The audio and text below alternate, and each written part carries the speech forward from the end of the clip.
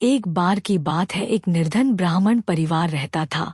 एक समय उनके यहाँ कुछ अतिथि आए। घर में खाने पीने का सारा सामान खत्म हो चुका था। इसी बात को लेकर ब्राह्मण और ब्राह्मण पत्नी में यह बातचीत हो रही थी। ब्राह्मण, कल सुबह कर्क संक्रांति है, भिक्षा के लिए मैं दूसरे गांव जाऊंगा। वहां एक ब्राह्मण सूर्यदेव की तृप्ति के लिए कुछ दान करना चाहता है। पत्नी, तुझे तो भोजन योग्य अन्न कमाना भी नहीं आता। तेरी पत्नी होकर मैंने कभी सुख नहीं भोगा, मिष्टान्न नहीं खाए, वस्त्र और आभूषणों को तो बात ही क्या कहनी। ब्राह्मण, देवी, तुम्हें ऐसा नहीं कहना चाहिए। अपनी इच्छा के अनुरूप धन किसी को नहीं मिलता। पेट भरने योग्य अन्न तो मैं भी ले ही आता हूँ। इससे अधिक की तृष्णा का त्याग कर दो। अति तृष्णा के चक्कर में मनुष्य के माथे पर शिखा हो जाती है। ब्राह्मणी ने पूछा, यह कैसे? तब ब्राह्मण ने सूअर शिकारी और गीदड़ की यह कथा सुनाई। एक दिन एक शिकारी शिकार की खोज में जंगल की ओर गया। जाते जाते उसे वन में काले अंजन के पहाड़ जैसा काला बड़ा सूअर दिखाई दिया। उसे देखकर उसने अपने धनुष की प्रत्यंचा को कानों तक खींचकर निशाना मारा।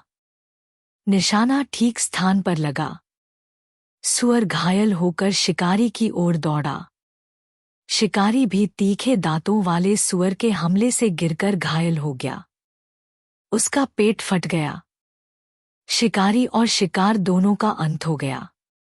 इस बीच एक भटकता और भूख से तड़पता गीदड़ वहां आ निकला।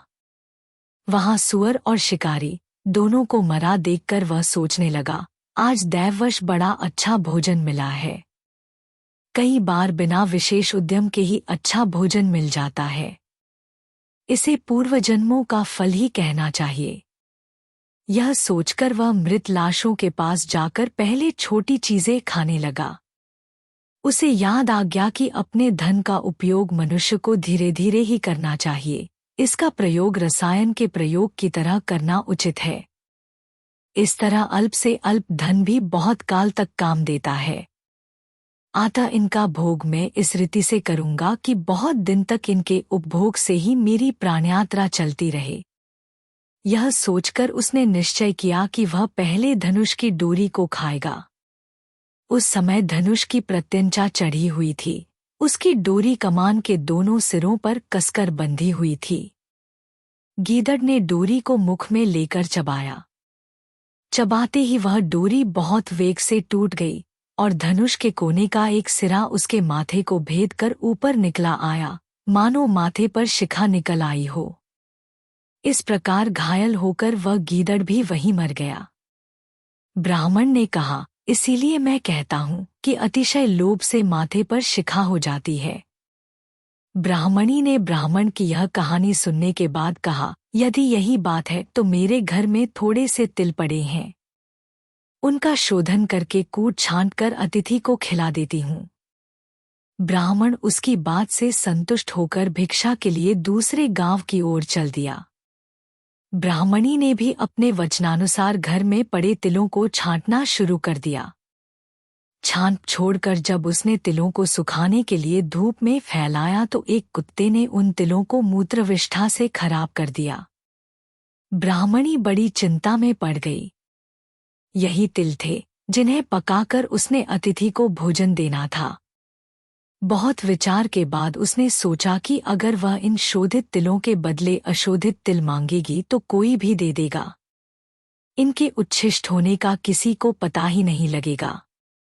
यह सोचकर वह उन तिलों को छाछ में रखकर घर घर घूमने लगी और कहने लगी, कोई इन छंटे हुए तिलों के स्थान पर बिना छंटे तिल दे दे। अचानक यह हुआ कि ब्राह्मणी तिलों को बेचने एक घर में पहुंच गई और कहने लगी कि बिना छंटे हुए तिलों के स्थान पर छंटे हुए तिलों को ले लो। उस घर की गृहपत्नी जब यह सौदा करने जा रही थी तब उसके लड़के ने, जो अर्थशास्त्र पढ़ा हुआ था, कहा, माता, इन तिलों को मत लो। कौन पागल होगा जो बिना छंटे तिलों को लेकर छंटे हुए तिल देगा। यह बात निष्कारण नहीं हो सकती। अवश्यमेव इन छंटे तिलों में कोई दोष होगा। पुत्र के कहने से माता ने यह सौदा नहीं किया। सीख, बिन कारण कार्य नहीं।